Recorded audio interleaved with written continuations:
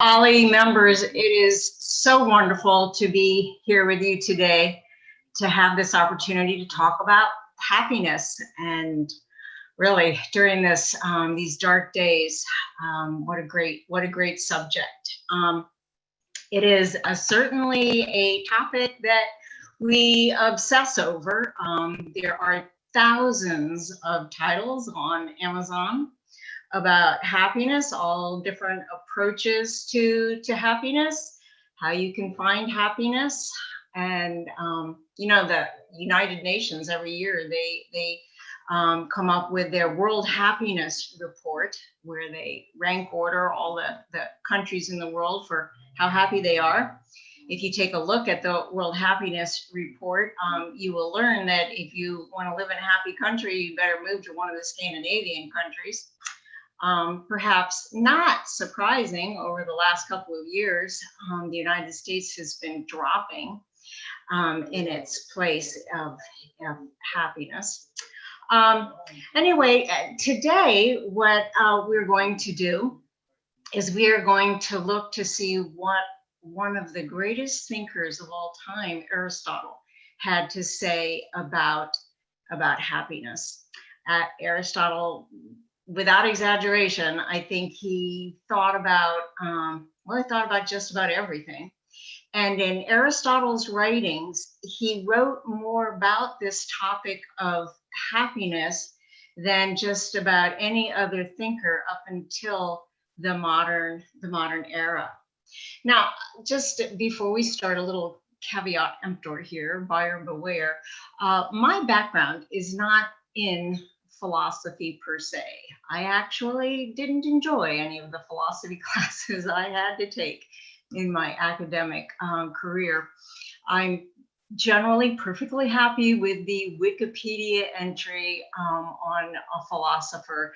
And how I really got into Aristotle was, my background is in intellectual history, the history of ideas during our founding period. And so what brought me to the topic of happiness was my study of the Declaration of Independence. And it was in the first paragraph, the intro paragraph, that we see the word happiness. And happiness is the only impact word that is used twice in the opening paragraph. And it's also the word that ends each of the sentences. I'm just going to read it just quickly, the first and the last sentence in the Declaration. We hold these truths to be self-evident, that all men are created equal, that they are endowed by their Creator with certain unalienable rights, that among these are life, liberty, and the pursuit of happiness.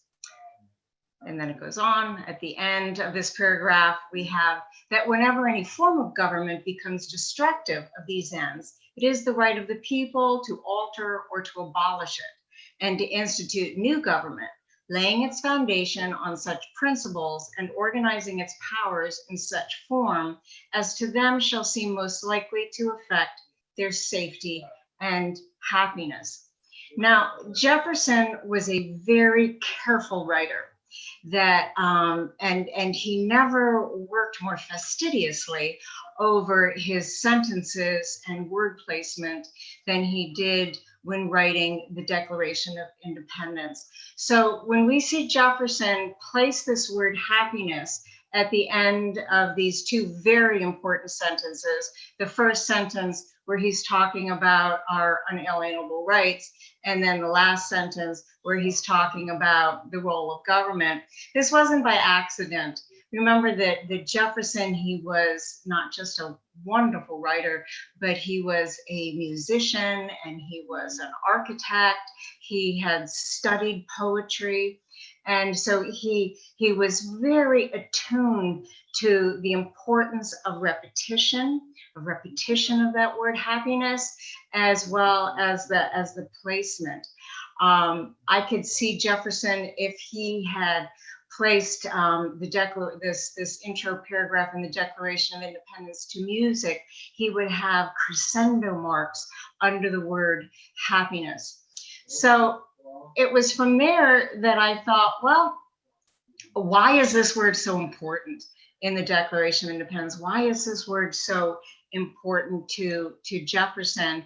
And what might he have meant when he was talking about happiness?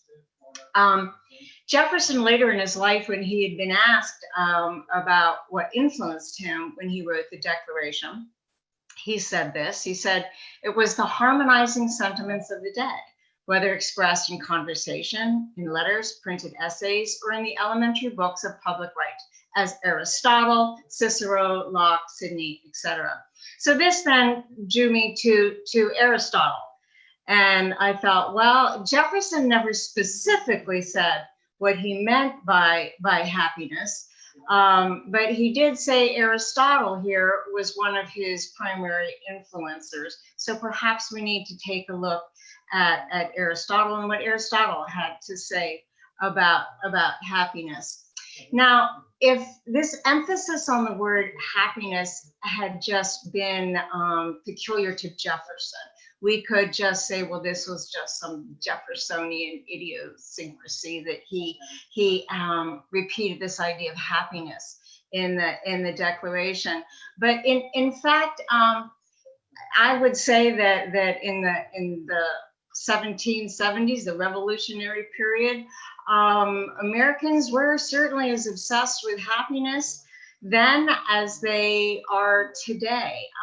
Just a perusal through the Virginia Gazette in the early 1770s, we see numerous articles on the topic of happiness, titles such as "The Pursuit of Happiness," "Essay on Happiness," "The Character of the Happy Life."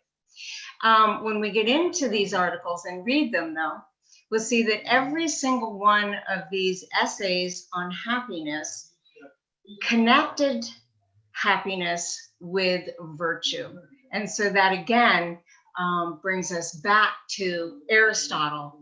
And what did Aristotle have to say about happiness? So without burying the headline here, Aristotle's definition of happiness was this, that a happy life is a virtuous life. And that happiness, it's an activity and it's not a state. So we're going to have to, in order to understand Aristotle and happiness, we need to do sort of a mind shift here away from the way we usually are thinking of happiness. We usually are thinking of it as sort of a smiley, giddy state. It's several times when we're feeling good, we're feeling contented, we're feeling joyful. Whereas Aristotle sees this more of an activity. It's not a noun, it's a verb, if you will. So just to get a little background here, we need to get some basics on Aristotle here. We'll call this Aristotle 101 here. First of all, we're going to begin with a problem of translation from the Greek word eudaimonia, is how we have translated that word to happiness. Unfortunately, we don't really have a good English word for what Aristotle understood when he used this word eudaimonia. Probably the closest we could come would be to say it's a human flourishing, it's a self-actualizing. Abraham Maslow in the 1940s, he was a psychologist who came up with this theory of motivation. And I think that this comes closer to what Aristotle was talking about when he used this word eudaimonia that we have translated into happiness. So again, we need to do a little bit of a mind shift away from the ideas that come to mind when we use the word happiness. It was a peak human experience. It's what we all would like to attain. It's what we are all moving towards, this ideal state of human flourishing or self-actualization. And again, we have to sort of shift away now from how we typically think of happiness. The Merriam-Webster definition of happiness, it's a state of well-being, contentment, happiness. It's a feeling state. It's more of a what we would call a limbic system experience, very, very sensory. The etymology of the word happiness is interesting. It comes from the Old English word of hap, which meant chance or luck. So happiness was something that could be haphazard, or it could be something that just sort of happened to you. It was something that you didn't have complete control over. And I think sometimes that is certainly a part of what we think of when we think of happiness. It's like the world is going to make us happy, and the world can make us unhappy. So again, we need to sort of shift away from this idea of happiness. So even though we're going to continue to use that word happiness, we're not using it in the traditional sense of the word here.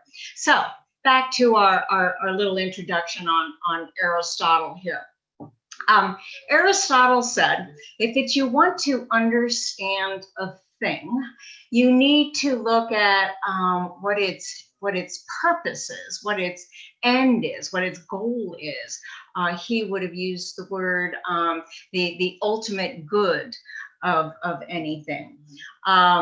So to flourish is to be fulfilling your unique function, whatever that thing's unique function is. So for example, you have a knife. Well, the function of the knife is to cut.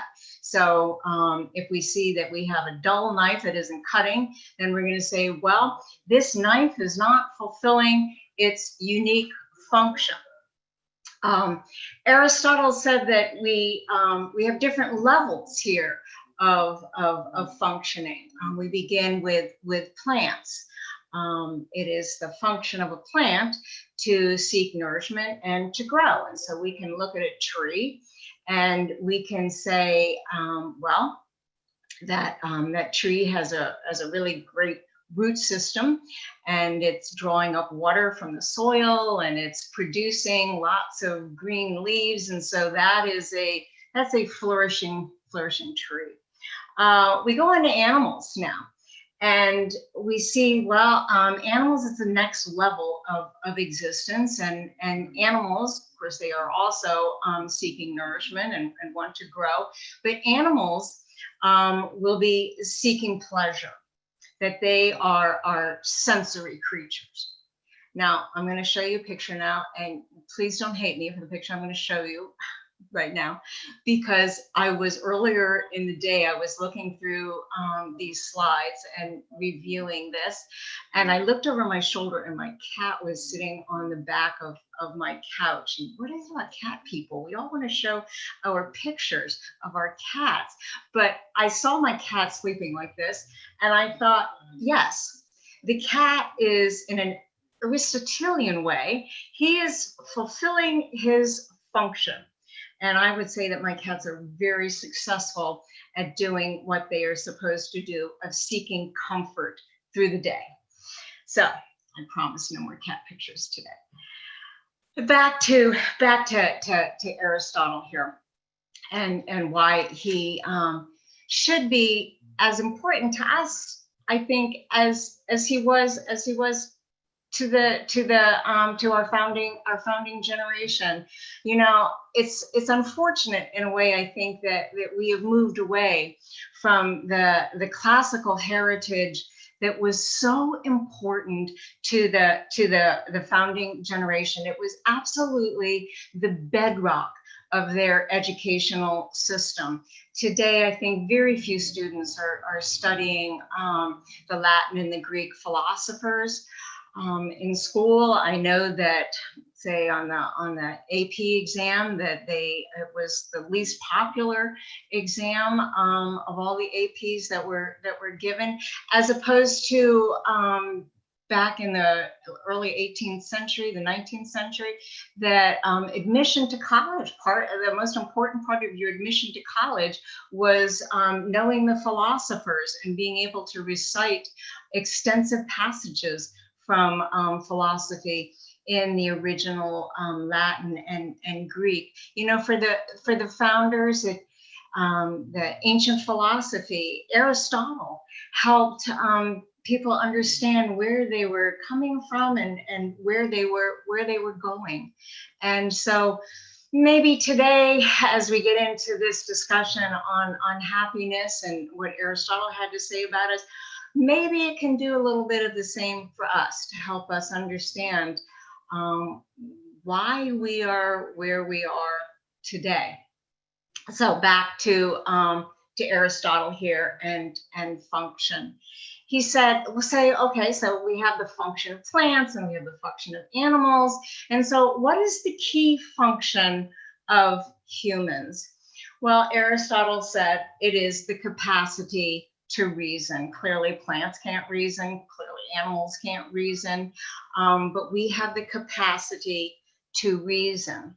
So then the next question Aristotle would pose would be, well, what does our human reason tell us is the ultimate purpose of human existence? And so, in other words, what is the goal?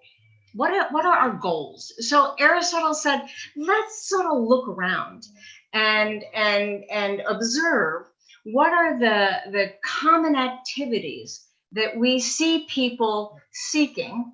And as we observe people, we can ask ourselves, well, why are they doing this? And what conclusions can we draw from our observations? Well, he said, first of all, of course, an awful lot of people are pursuing sensual pleasures, that we like to eat and we like to drink and we are seeking out romance. And so Aristotle would ask us, well, okay, we spend a lot of time doing this, but is this the ultimate human goal? Just to be finding pleasure in these sensual activities. Aristotle would say, well, you know, we can certainly do better than live as an animal. Remember, this is the animal level of existence, of just seeking pleasure through the physical. Aristotle had observed, he said, the mass of mankind are evidently quite slavish in their tastes, preferring a life suitable to beasts. So that is clearly not going to be what human existence is about. It's just seeking pleasure through the physical.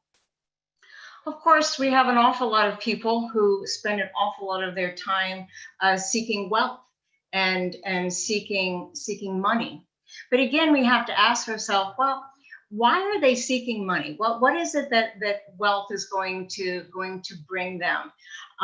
People generally don't want money just to pile up stacks of bills in front of them. They generally would say, well, I want money because it's going to bring me, I can buy fancy clothes with my money. I can buy a fancy car with my money. But again, Aristotle would say, well, okay, you want money. For what reason do you want money? Well, you want money because you want to buy a fancy car. And you want to buy a fancy car. Why? Why do you want to buy a fancy car? Well, because it's going to be bringing you something else. So we have sort of this trail of, well, I want this in order to get this, in order to get this. So we haven't yet found really the ultimate goal. The ultimate goal isn't food. The ultimate goal isn't money. Aristotle then would say, well, okay, we see an awful lot of people seeking fame and seeking prestige and figuring out ways to be admired by the people around them. And Aristotle would say, well, again, there's really nothing wrong with that. The problem is with if you're seeking fame and glory and power, this is something completely dependent on other people. After all, a person in isolation isn't going to be famous or have a lot of power. So this can't be the ultimate human goal, something that is completely dependent on other people. So this can't be the ultimate human goal either. So what on earth is the ultimate human goal then? Sensual pleasure, money, esteem, power? It can't be. Now, Aristotle, he wasn't going to be dismissing those activities. He said, well, certainly they are nice, and they can certainly help to enhance a nice life, but they are not ultimate goals. You want money because it brings you something else. You want fame because it brings you something else. It's not the ultimate goal. Aristotle said that to be an ultimate end, an act must be self-sufficient. It must be final. Whereas he said that which is always desirable in itself and never for the sake of something else. So money is not the ultimate goal. Food is not the ultimate goal.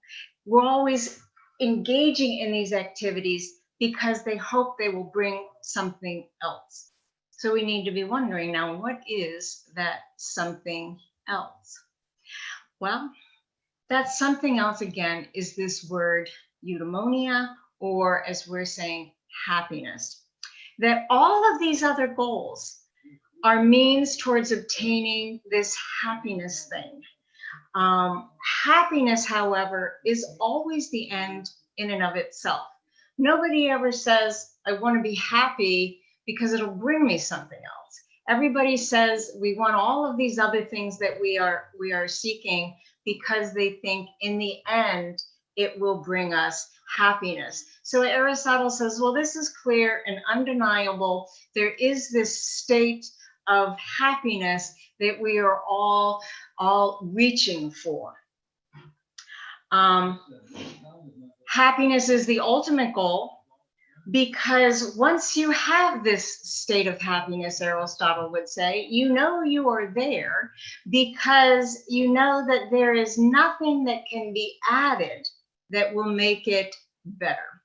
So once you are in this ultimate activity state of flourishing, there's nothing more that you need. In addition, happiness is our ultimate goal because there is no evil mixed in with it. And we can look at some of the other things that we are trying to achieve, and we can see that, well, there can be some evil mixed in with it. We know that food and drink, too much of that, yes, there can be some evil mixed in with that. We also know that psychologists would tell us that spending as a goal, that spending is not just you spend more and more and more and you just get happier and happier and happier. There's something called the fulfillment curve, which we know, say, for example, let's say buying a food, for example. If you are hungry, well, you need a certain amount of money to buy food for survival, and then beyond survival, you may want to be spending money on really very delicious food or food that is very enjoyable. But then you get to a certain point where more food is overconsumption. So there is evil in pursuing, say, food as being your end to happiness, your route to happiness. And this goes with, just with all of our possessions. Isn't this true? That the more we possess, our possessions really do end up owning us. That it's more for us to worry about and more for us to take care of. And after a certain point, the more you spend, really, the more miserable that you were going to be. So this would be the problem with seeking happiness through spending money, that ultimately there is a little bit of evil mixed in with that. So this ultimate goal now, as we've decided, is the pursuit of happiness. So back to Jefferson and that first line of the Declaration of Independence, and he lists our unalienable rights. He says life, liberty, and the pursuit of happiness. The pursuit of happiness. It's why you have life. It's why you have liberty. It's so that you will have the ability to be pursuing happiness. So back to Aristotle. And how exactly do we get to this wonderful state that we all are striving towards? And this is Aristotle's quote, and I have broken it down into three pieces that I will look at individually. Aristotle said, "He is happy who lives in complete accordance with virtue and is sufficiently equipped with external goods, and not for some chance period, but throughout a complete life." So I'm going to take these 3 points in reverse order. Not for some chance period, but throughout a complete life. So happiness is not a momentary state. It's not something that, well, I'm happy now and I might be unhappy tomorrow.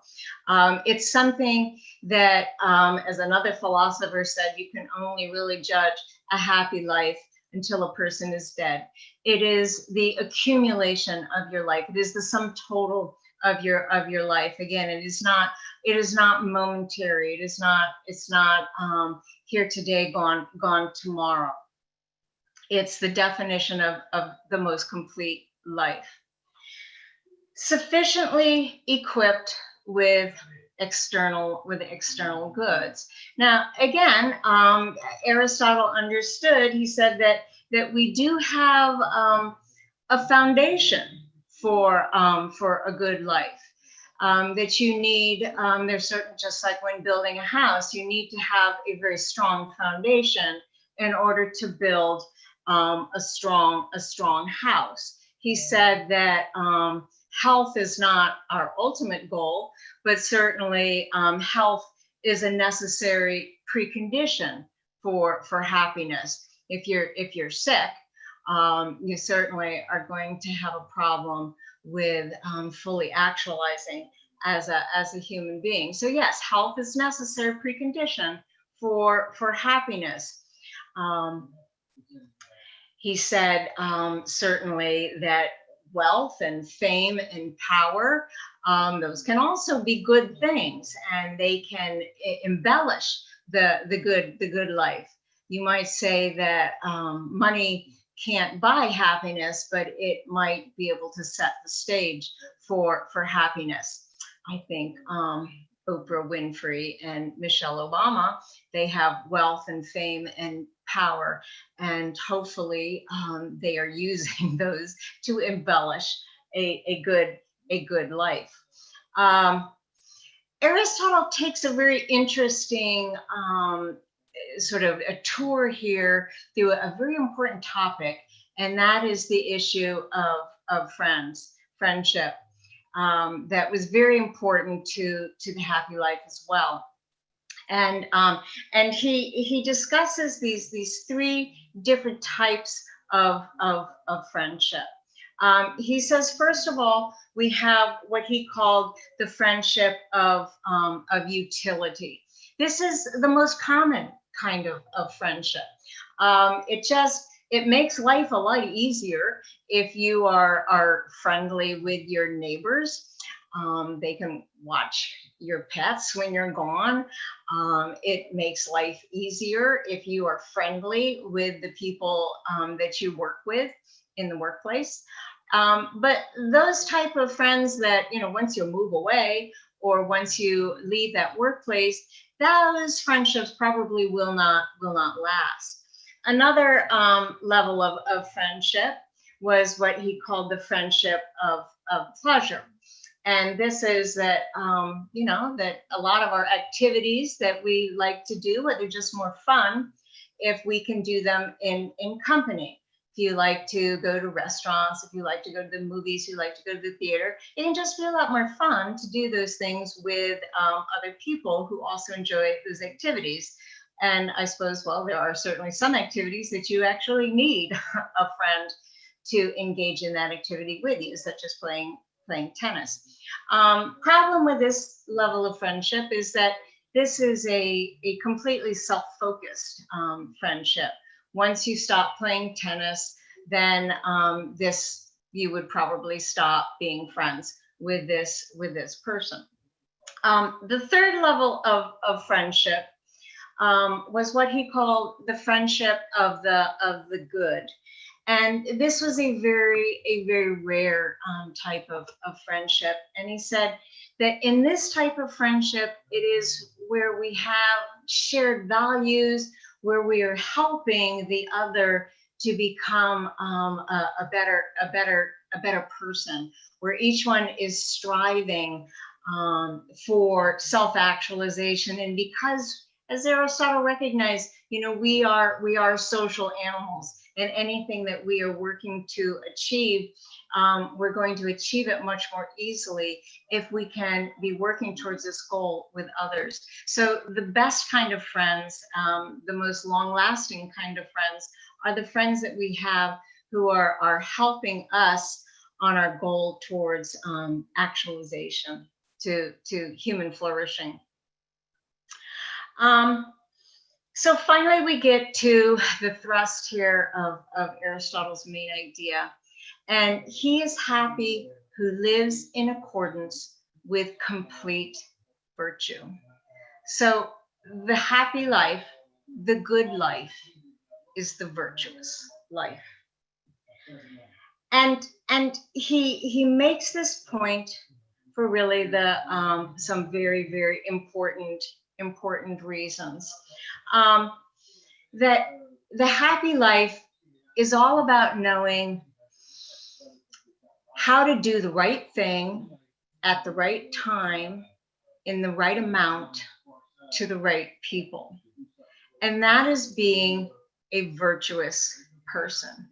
So back again to the idea of the ultimate human function for humans is to engage in our capacity to reason.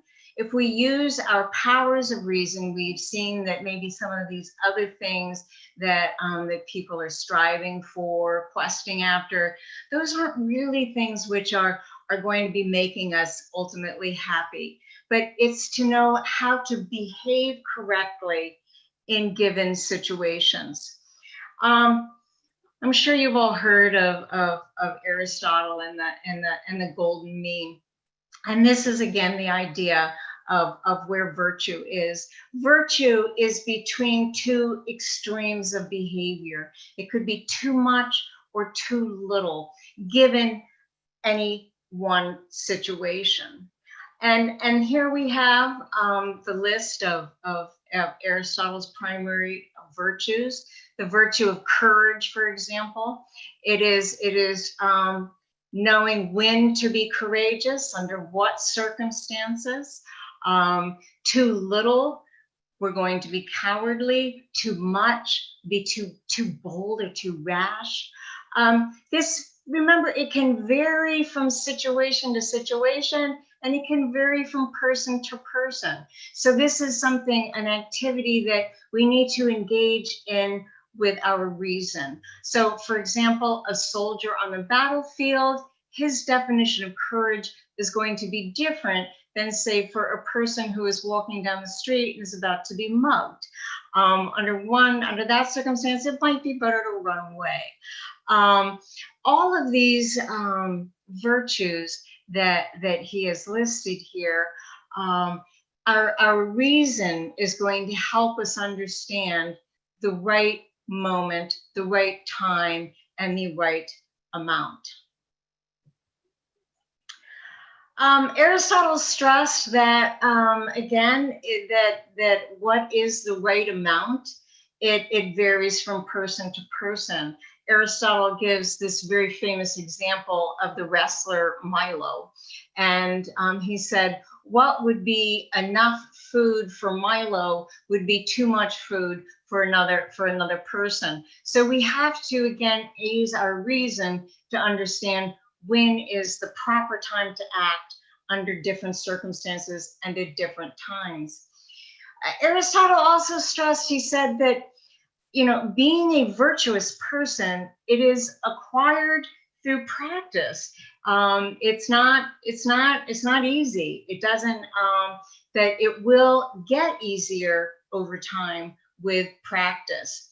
Or as he very famously said, we are what we continually do. That one becomes virtuous by acting virtuously, by always having this in the forefront of our mind. What are these virtues? Aristotle, of course, also stressed that good upbringing is essential. In other words, we have to learn to be virtuous. That if left to our natural desires, we can become vicious, or we can become lazy. That it is something that requires effort, and it requires training. Aristotle, I think, would certainly be a great advocate today of character education being part of our school curriculum. Sometimes I worry about, in schools, we have this emphasis on STEM education, on science and math. And I worry sometimes, are we just only emphasizing what people need to know, as opposed to what kind of person we need to be? And again, back to the founding generation, and a reason why they emphasized the teaching of the classics and the study of the classics, because this was how we understood how we are to be the best person we can be. So, because of course humans here are designed ultimately to reason, that this is what lifts the human above all the other animals. It is our capacity to reason. And so he said, really, that the happiest life is a life of intellectual contemplation, and that it really is to think and to reason and to be rational, that is the bedrock of the happy life, of the good life. I just, many of you have read Ben Franklin's Autobiography. If you haven't read it, or maybe you read it in high school, it's just so delightful. There's so much humor in his autobiography, and he does in his autobiography explain his intentions to lead the virtuous life here, and he made a list of all of the virtues. And these were the virtues that are very closely related here to the Aristotelian virtues. These are all, as he defined them, that they are all a point of moderation between two extremes. With that, what I would like to do is open this discussion up to, here, I want to go back a little bit. I'm going to go back to our wonderful OLLI members who know so much on this topic of happiness. And I'm going to go back here to my screen with the virtues. And Mike, if you're there, if we want to just open this up to discussion, I would love to hear from folks about what they have found to lead to the happy life, or what you think about Aristotle and what he had to say about the happy life. Yes, ma'am. If people could type their question in the Q&A or use the raise hand and we can recognize them verbally. There's one question in the Q&A right now. Let's see, from Noah Engelberg. In society where people's happiness is at least partly dependent on the actions of others, how do you maximize your happiness without infringing on others' quest to seek their own happiness? How does society seek the appropriate balance? If I understand the question, is that we are somewhat dependent on the actions of others, and I think that's what Aristotle acknowledged as that our circumstances are certainly going to be the foundation of our happiness. Without a good foundation, without a certain amount of health and security and safety, and having good people around us to support us and to help us, that we are not going to be able to continue down this path of self actualizing. So, but on the other hand, I think that with Aristotle would say that although a good foundation is very important, he would say that regardless of your circumstances, regardless of the people that surround you, that you can be questing a virtuous life. It is still possible to be using your faculty, your of reason and rational thought, and trying to lead the virtuous life. Okay, thank you. Julia Doherty asks, or states rather, these concepts have been turned upside down in the pandemic.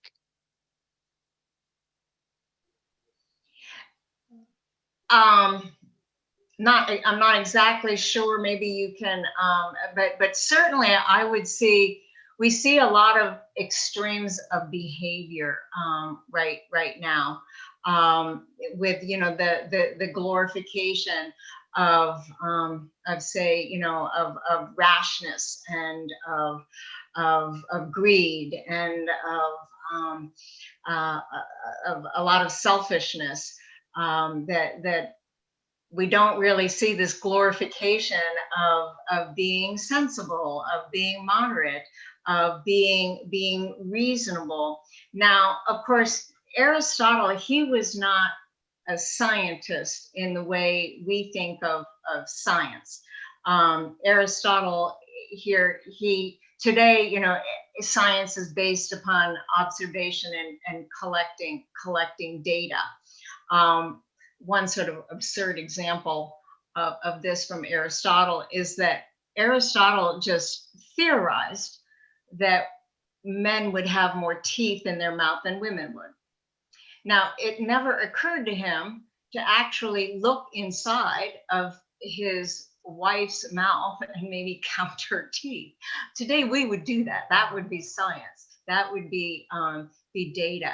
However, I would say that this sort of maybe rejection of science that we see today would be something that Aristotle would be critical of, in that we aren't using our human capacity for reason, to be rational, to be calm, and to think. Could part of this be going to the grocery store and buying 25 rolls of toilet paper when you need to? Yeah, I would say. I would say we certainly see a lot of extremes of behavior. We look here at Aristotle's list here of deficiency, here of self-indulgence and quarrelsomeness and indecisiveness, selfishness, going on right now. Okay. Let's see. Kathy Rowan writes, how do you, Dr. Dudley, balance your own love of reasoning and intellectual life with time for enjoying family, friends, and pets? Yeah, well, that's a good point because Aristotle did say that that was the ultimate of human actualization would be to be a philosopher. In other words, just to be sort of sequestered off and just be thinking. But obviously, none of us are going to be doing that.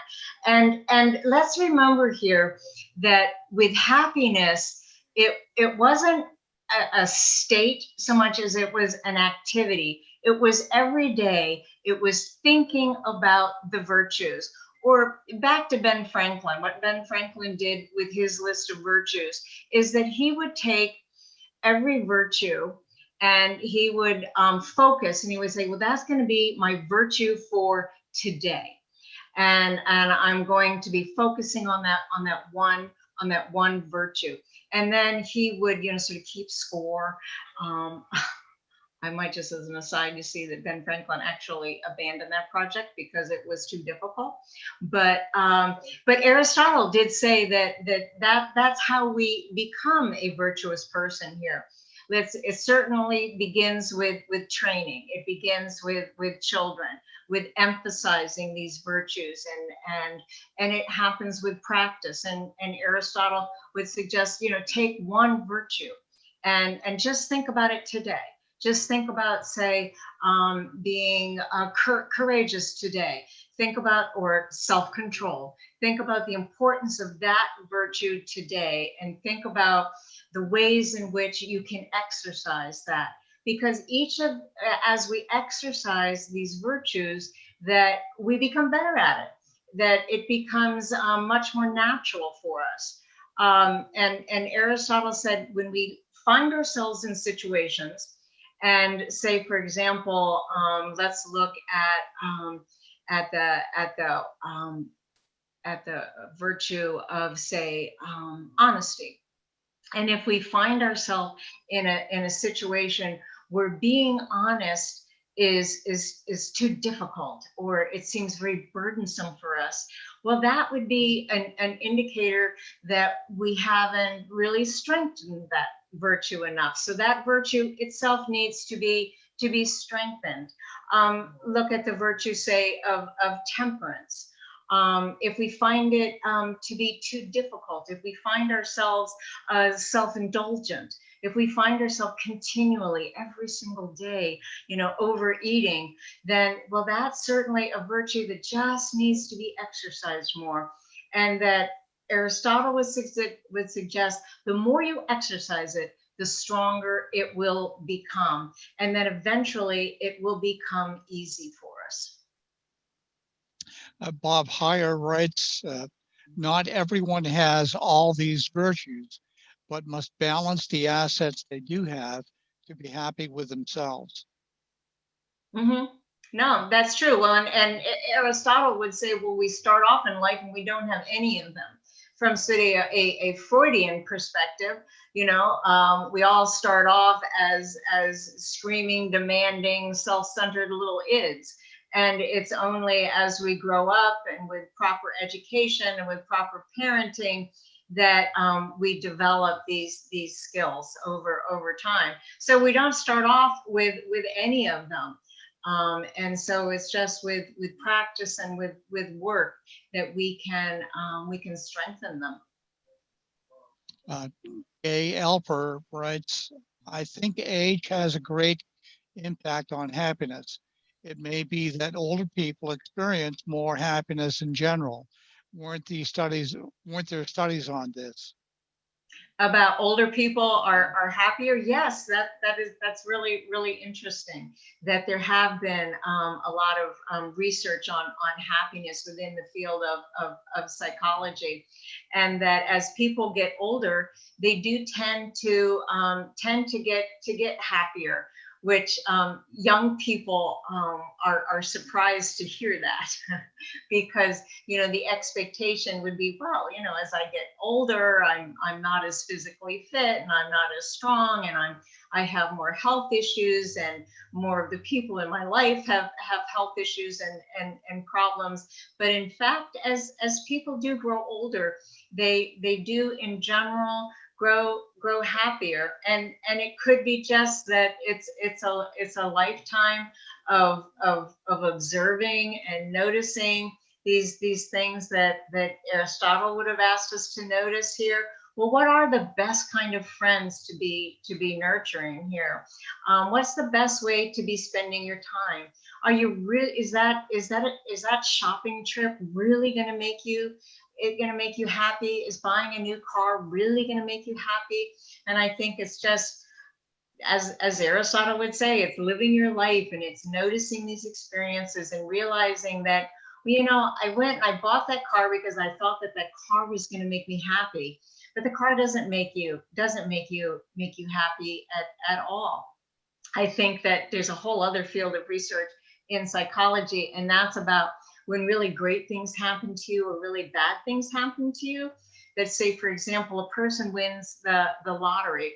Well, immediately after they win the lottery, they're really happy for a couple of days, but over time they settle back to whatever that point of happiness existed in their life before they won the lottery. And that's also true for people who have accidents, say maybe become a paraplegic or something. Certainly in the first days, weeks, months after the accident, a person might be very unhappy about their change in their life. But over time, they do get back to that previous point of happiness, whatever it was that they had been working on. So again, back to that issue of life circumstances. Your life circumstances can certainly help to set the stage for happiness, but they aren't going to be what makes you happy or not happy. Noah Engelberg has a follow-up commenting or asking, in other words, righteous people would moderate their own actions to maximize their well-being in order to maximize the happiness of others. Yeah, isn't that in the preamble of the Constitution here about the common welfare, that we should all be working for the common welfare? And again, back to our circumstances, it's the happy life is built within a social context. Steve Greenhouse writes, we should judge politicians, candidates, leaders by their balance or happiness quotient. Ah, wouldn't that be nice? We're not going to be naming names here. We're getting to be too political, but it does seem to be that we live in a world right now where an expression of excess is what is glorified.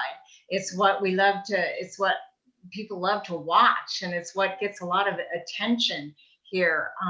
Certainly a balanced, moderated display is something that we seem to see less and less of. And so take that for what you may. Steve Greenhouse asks, one needs to be healthy to be happy. Yes. Yes. Yeah, it would be one of the foundations. Now, Aristotle, again, reasonable person here. He certainly acknowledges the reality of is that if you if you are ill or injured, that is what's going to be distracting you and taking up your focus. However, he said that he would also say that pretty much regardless of your circumstances, that you can be working on this virtuous life, on the rational and reasonable life. And just as he had said that if you have that a wealthy person might have the circumstances for happiness that, say, a homeless person wouldn't have, but he wouldn't dismiss it as saying that the homeless person couldn't live the happy life if, in whatever their circumstances were, if they were striving to be a virtuous person and live the virtuous life and striving for finding this sort of golden mean of behavior and action according to whatever circumstances they are in. Bruce Jankowitz asks, what would Aristotle say today regarding the inability of politicians to compromise for the greater good? Do we have a complete lack of balance? Yeah. Yeah, and as a historian, certainly of the founding period, I see that as being really almost criminal. That our nation was built on our founders' ability to compromise, and that compromise was not seen as a bad thing. Today, I think that don't you think there seems to be sort of a negative connotation with compromise? It's like you're giving in on your principles, and you can't give in on your principles. Whereas compromise during an earlier era, it was seen as a good thing. It was seen as, okay, well, we have some greater goal, we have some greater good that we are all working toward. And that's the most important thing, that we get to this greater good, not that I individually hang on to my principle and what I believe and that I don't give an inch. It's that, yeah, we need to give a little bit in order to reach this, in order to get to this better place as a people, as a country, as a nation. So so yes, I think that is certainly a problem here today.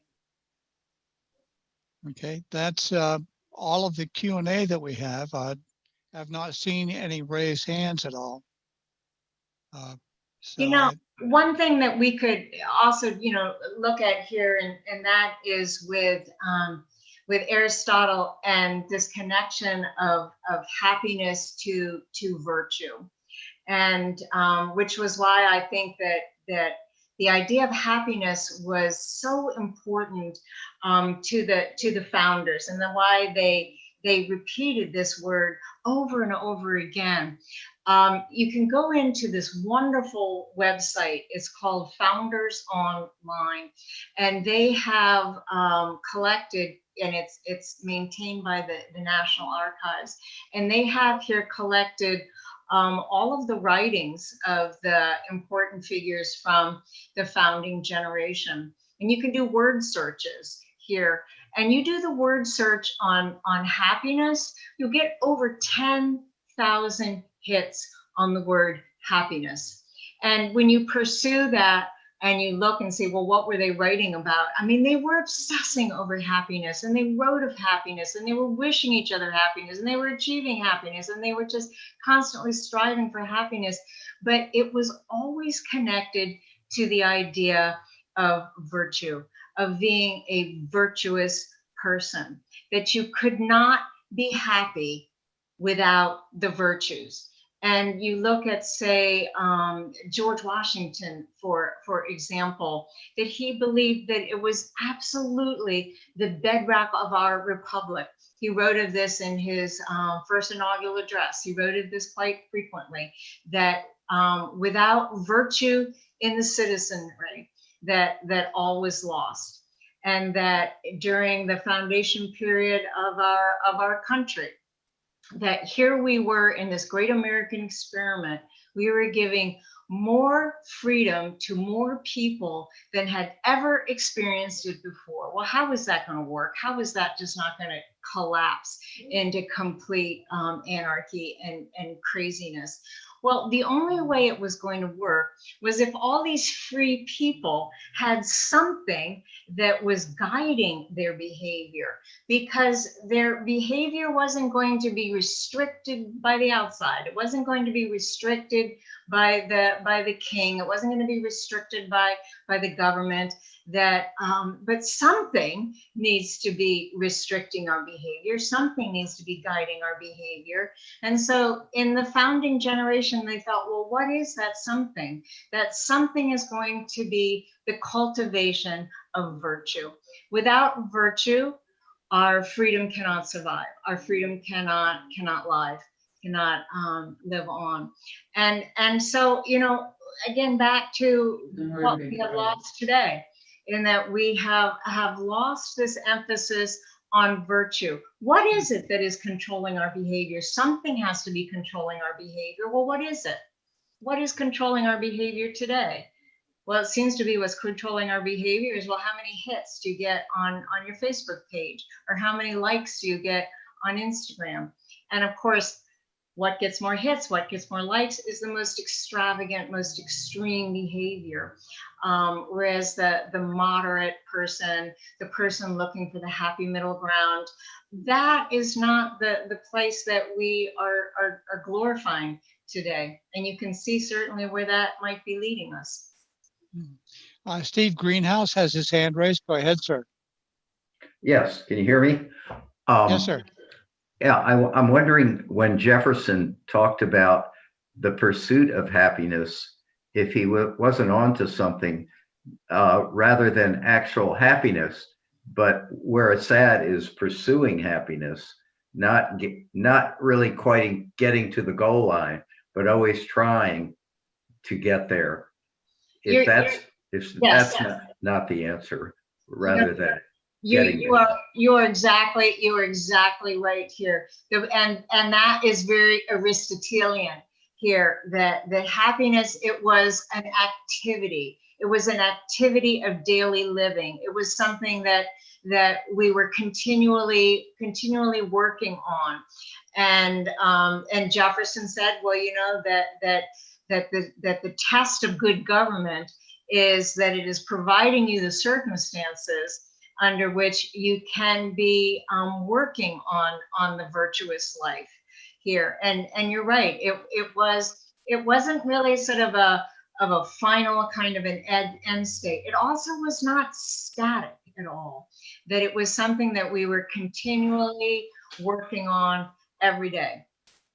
It was something we were pursuing, maybe not ever achieving, but just something we were pursuing every day. Thank you. Vonnie writes a beautifully developed presentation. Thank you for sharing with us. Very interesting. Noah Engelberg writes, have any studies been done to see the professions in which happiness was maximized and how people's views of happiness changes as they get older? I think that the research that I've seen about what sort of occupations make us feel happier, and that would be certainly if you ask a person, well, why are you doing this work? And if the answer to, well, why are you doing this work? It's because, well, of the money that I'm being paid. It's because of my wage. That is not a person who's necessarily going to rate that he's very happy in his work, as opposed to if you ask a person, well, why are you doing this work? And if they say, well, it's a calling, that this is who I am, I would certainly say that in my life as a teacher, and you know, teachers get paid about, I used to think it was about one level above volunteer work when you looked at all the hours I put into it. But I worked because teaching, it wasn't what I did, it's what I was. I was a teacher. And so it was something that I would have done if I wasn't paid. If I could figure out a way to pay my bills some other way, I would have still taught. So that's again what some of the research on happiness, which again brings us back to Aristotle here. You say, well, you know, why are you working for this money and this wage job? Well, so I can pay my bills, I can do this, as opposed to, well, why am I doing this job? Well, it's helping me to feel filled as a human being. So yeah, that is some of the research that's been done on happiness in our jobs. Okay, that's it for the Q&A. No more questions showing up there. I don't see any other raised hands at all. All right. Well, I think that back again to this, when we look here at what's happening in the world politically, it certainly would be nice if some of our politicians would be cultivating a life of balance, as opposed to rashness, extravagance, greed, pride, absurdity, flattery, insensibility, irritability, and impulsiveness, don't you think? Kathy Rowan writes, deep thanks for a thoughtful and helpful presentation, Dr. Dawson. All right. Okay, well, I'm ready to wrap up, Mike, if we don't have any more questions. No, that was it. There's one raised hand. I'm sorry, just a moment. Okay, Ms. Osgood, go ahead and unmute. I was just going to add that I heard someone on TV the other day say that democracy is basically a gentleman's agreement. And I think that you can interpret gentleman's agreement as a virtuous agreement in this instance. Mm-hmm. Yeah. Absolutely, I would. And it was something else too that I heard recently about democracy and liberty here, is that when we give people, say, freedom, freedom of expression, and this brings us back to Aristotle and our capacity for reason here, is that we allow freedom of expression because we feel that, well, if we give people enough information, that they will be able to judge the information, and they will be able to cull through the information, and they'll be able to decide, well, what is the good information, what is the bad information. And it seems, don't you think, in so many ways today, when we look at the way we are bombarded with information, that we seem as a people to be having trouble with, culling through the information, using our capacity for reason, using our capacity for rational thought to be able to determine what is the good information out there and what is the bad information out there. And, if we can't do that ourselves, isn't that really, opening up this issue we have today of, well, we maybe have to leave that up to Twitter, and we'll leave that up to, the great minds at Facebook, that they will be the ones that will be deciding what's the good information and what is the bad information. Because we here, as a consuming public of all this information, well, we can't do it. We can't seem to be using our capacity for reason and rational thought. Instead, again, we're just sort of, responding emotionally to everything that we read and everything we hear, as opposed to being able to reason through it and decide what is good and what is wrong. Leah Edwards writes, can you speak to the World Happiness Index, or what the World Happiness Report by UN is based on? It's based on a whole lot of different measures, as well as just, sort of subjective measures on the part of people who are interviewed. But it's also, met on, access to health care, access to social supports of all different sorts, access to, it certainly looks at employment. It looks at health.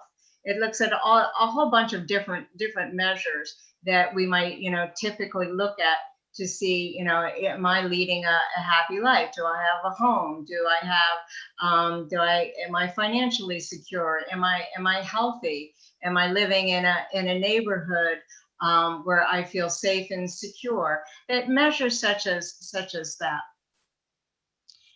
Gwen Paulson has a hand raised. Go ahead, ma'am. Yes, I've been a life and a career coach for many years. And what I've found is when people are unhappy in their job or career, it's because their values aren't being met. And I found that time and time again when I do a values assessment. We could see, no, their values weren't met. That's why they were unhappy and why they were looking to change jobs.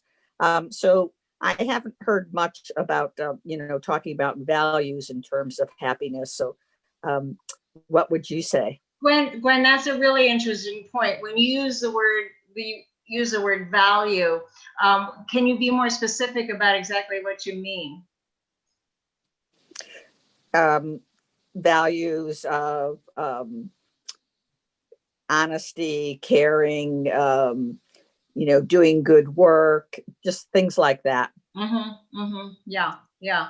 Well, and so again, bringing us back here to this, Aristotelian view of happiness here, that if we look down here through this list here, if we are working in an environment where we are able to, exercise these virtues, which would be something that Aristotle would say, well, we need to be valuing these behaviors, that we need to be working in an environment where the behaviors that we value are behaviors that we can be exercising, and that these behaviors that we are exercising are behaviors which are helping to make us a happier and better person. It's interesting that Aristotle said that the measure here of really the kind of the test of the truth of his theory was that once you exercise these virtues and you get to be good at it, and again, let's remember that Aristotle said that that it takes practice, that without practice, all of these virtues are going to be feel difficult and burdensome. But with practice, not only do they get easier, but he said with practice, they become pleasurable. So that with practice, each of, exercising these virtues, that you feel an intrinsic sense of pleasure by engaging in these activities. So I guess that what would tie into what you were saying about people who were happy in their jobs, that the behaviors that they were engaging into during the day were intrinsically pleasurable activities. Mm-hmm. And meeting their values. Yes, right. Okay. Bob Heyer writes, Heather, a wonderful approach to adding understanding the basis of why we are so special in the United States. Thank you. And that is the last question that I see or comment in the Q&A, and no other hands raised. All righty. Well, this has been great fun. I always enjoy talking to the OLLI members, and I learn so much with every sharing activity that we have. So let's all get out there and try to exercise our virtuous behaviors. Thank you, ma'am. We appreciate it. Okay, thank you so much, Mike. Okay, we had a total, I think, almost 130 people in. Okay, great, excellent. And there were several people on the YouTube live streaming also. Oh, wonderful. Okay, good. Well, thank you so much, and I will be seeing you soon. All right, very good. Take care. All right, bye.